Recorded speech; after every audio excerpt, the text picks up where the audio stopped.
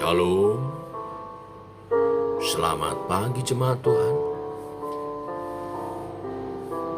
Berjumpa kembali dalam doa pagi. Amin. Jadikanku hamba setia.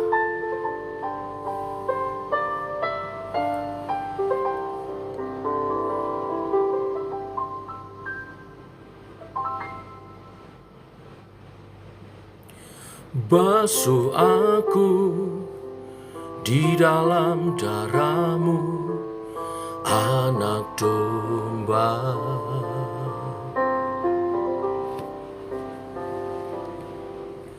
Jamah bibir, luruskan hatiku dengan Roh-Mu.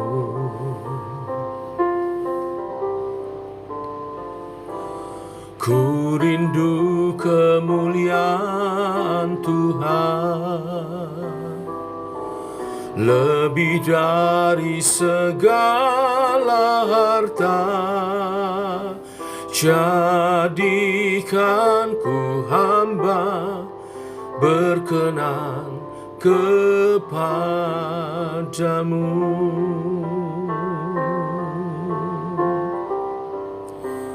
Lebih dari segalanya,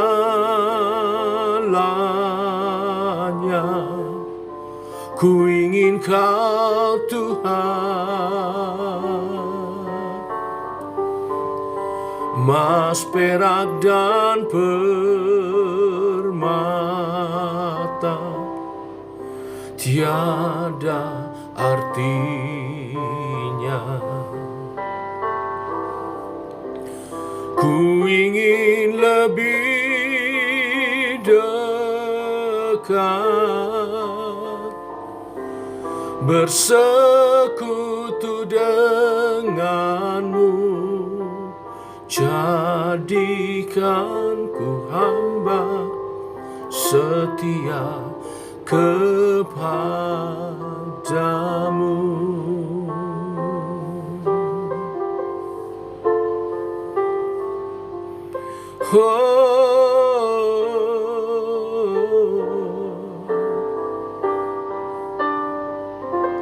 Ku hamba-Mu,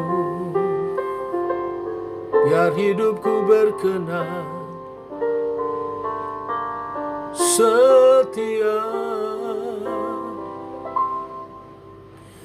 Basuh aku di dalam darah-Mu, anak domba.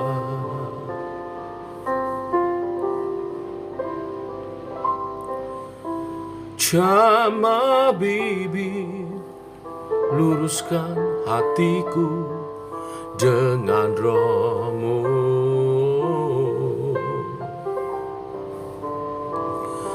Ku rindu kemuliaan Tuhan, lebih dari segala harta. Jadikan ku hamba berkenan kepadamu.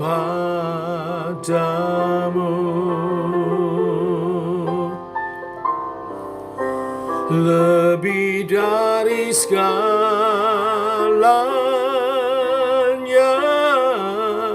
ku ingin Kau Tuhan. Emas, perak, dan permata tiada artinya.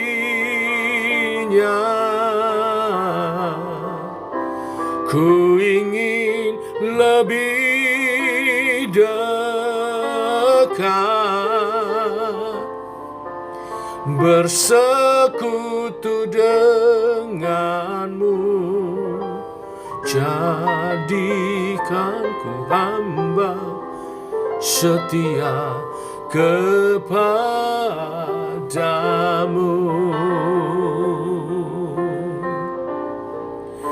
Jadikan ku hamba setia kepadamu.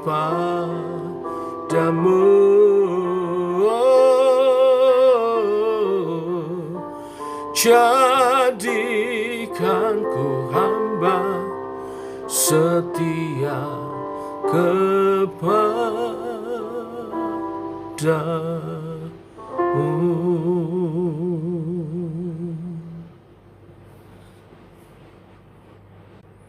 Terima kasih Tuhan buat hari yang baru, kesempatan baru untuk hidup melayani Tuhan sebagai hamba-Mu.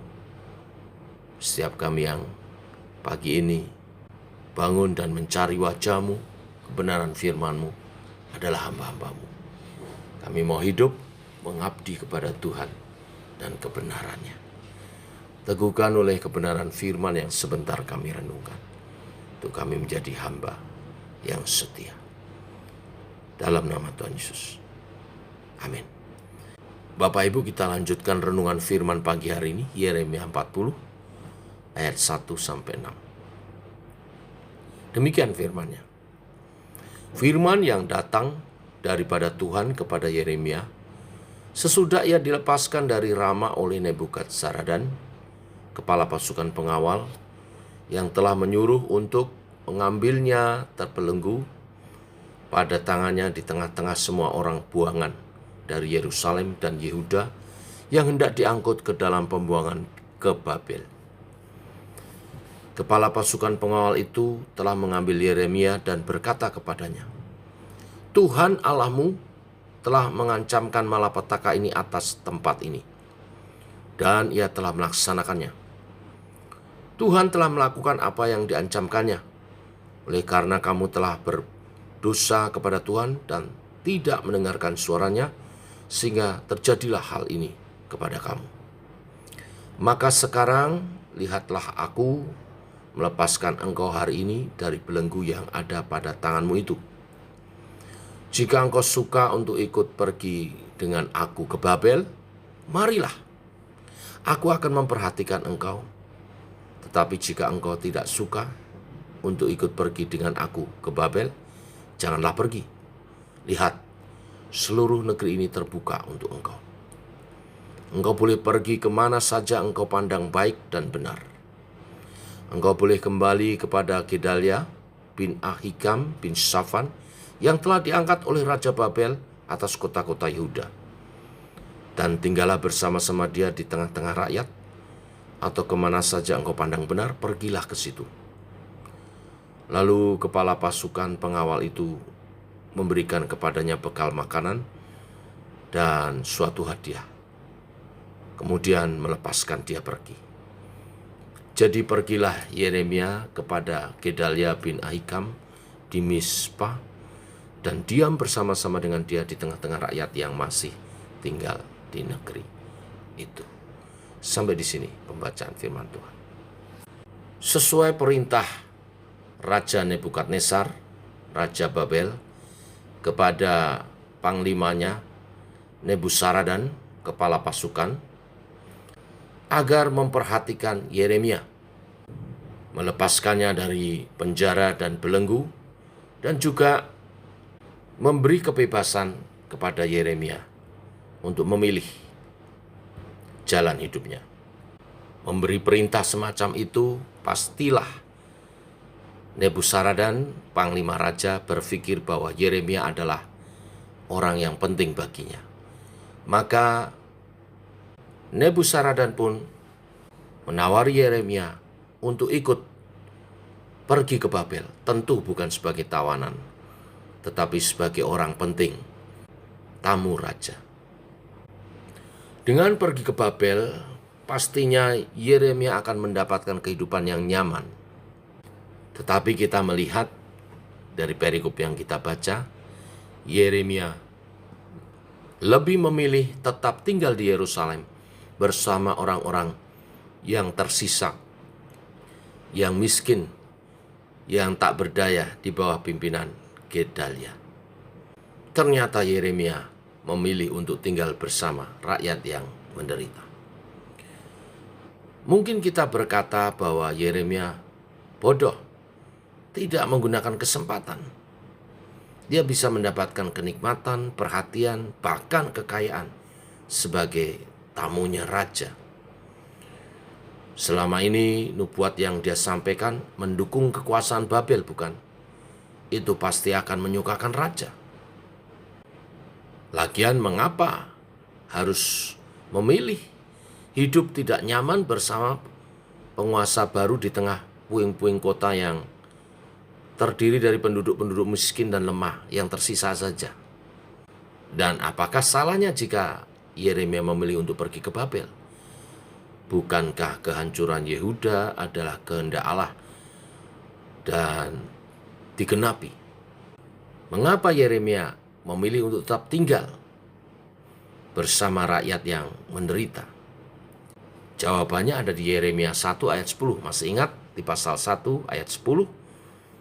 Bahwa Yeremia dipanggil bukan hanya untuk mencabut dan merobohkan, membinasakan dan meruntuhkan, tetapi juga untuk membangun dan menanam kembali. Bapak Ibu jemaat Tuhan, bisakah kita bayangkan beratnya kehidupan Yeremia? Dia disalahpahami dan bisa dianggap tidak cinta negeri, pengkhianat, karena dia menubuatkan kehancuran bangsanya dan kemenangan bangsa lain. Bisakah dibayangkan kesedihannya dalam menyampaikan nubuat yang membuatnya kehilangan orang-orang sebangsanya? Tetapi dia tetap mentaati panggilannya. Ya, memang tidak semua orang dipanggil sama seperti Yeremia. Tetapi yang saya mau tekankan pagi hari ini, setiap kita anak-anak Tuhan, bahkan terlebih hamba-hamba Tuhan, itu pasti punya panggilannya sendiri secara khusus. Dan itu harus ditaati, suka tidak suka. Harus taat dan setia. Bapak Ibu jemaat Tuhan, tidaklah mudah setia mengikuti panggilan Tuhan. Ada harga yang harus dibayar. Dan biasanya itu, yang pertama adalah kenyamanan hidup. Kenyamanan tidak negatif, karena Tuhan juga menjanjikannya. Suasana di surga kelak, semuanya serba nyaman. Kenyamanan itu berkat Tuhan yang baik. Tetapi kadang berkat yang baik itu harus direlakan. Lebih-lebih bila ingin dipakai Tuhan menjadi berkat lebih luas lagi. Bulan-bulan ini kita akan memasuki pembinaan sekolah pelayanan. Setiap kita yang mengambil bagian untuk mengikutinya akan terusik sedikit kenyamanannya, karena harus hadir sesuai jadwal dan mengerjakan tugas-tugas, juga latihan. Tetapi yakinlah, percaya, itu bagian dari panggilan pelayananmu untuk diperlengkapi, untuk dipakai Tuhan lebih lagi. Bila kebenaran firman hari ini memotivasi kita untuk setia dalam panggilan kita dan terus dipersiapkan makin lebih lagi untuk dipakai Tuhan, meluaskan, melebarkan kerajaannya. Tuhan memberkati. Mari kita berdoa. Bapa, dalam nama Tuhan Yesus, kami mengucap syukur pagi hari ini firman-Mu meneguhkan kami. Hari ini kami belajar tentang kehidupan Yeremia sebagai hamba-Mu yang Engkau panggil menjadi nabi bagi Yehuda. Mengajar setiap kami orang percaya dan juga hamba-hamba-Mu untuk setia dalam panggilan tugas pelayanan kami. Dalam kesetiaan itu juga ada bagian kerelaan untuk melepas kenyamanan kami demi tugas mulia Tuhan lebih diluaskan lagi. Kami berdoa secara khusus untuk memasuki bulan-bulan pembinaan sekolah pelayanan bagi jemaat Tuhan, supaya ketika sekolah pelayanan nanti dibuka, semua dapat mengikutinya dengan antusias dan bertahan sampai akhir, sampai di wisuda, dan kemudian terjun di ladang pelayanan lebih lagi. Kami yakin percaya Tuhan mempercayakan tugas pelayanan yang lebih daripada yang saat ini. Maka kuatkan dan teguhkan setiap umat Tuhan yang akan mengikuti sekolah pelayanan, yang akan dimulai tanggal 14 Februari hari Jumat di Menara Doa minggu depan. Tuhan melawat kami, Tuhan memperlengkapi kami untuk menjadi umat-Mu yang skillful dan penuh karunia-karunia. Baik dalam doa, juga dalam mempersiapkan dan menyampaikan firman Tuhan, memberitakan Injil dengan efektif, dan juga melayani sebagai worship leader dan singer, tim praise and worship dalam ibadah. Kami makin diperlengkapi untuk tugas pelayanan yang lebih luas lagi. Sebagai gereja misioner, melayani dalam pimpinan Roh Kudus. Ini doa kami, menyertai sepanjang hari ini, dalam nama Tuhan Yesus Kristus. Amin. Demikian Bapak Ibu jemaat Tuhan, selamat pagi. Doakan juga hari ini pengurus dan tim doa dan beberapa aktivis mengikuti sekolah doa bersama satu tubuh persekutuan gereja-gereja Tuhan seluruh Jakarta Utara. Tuhan memberkati. Shalom.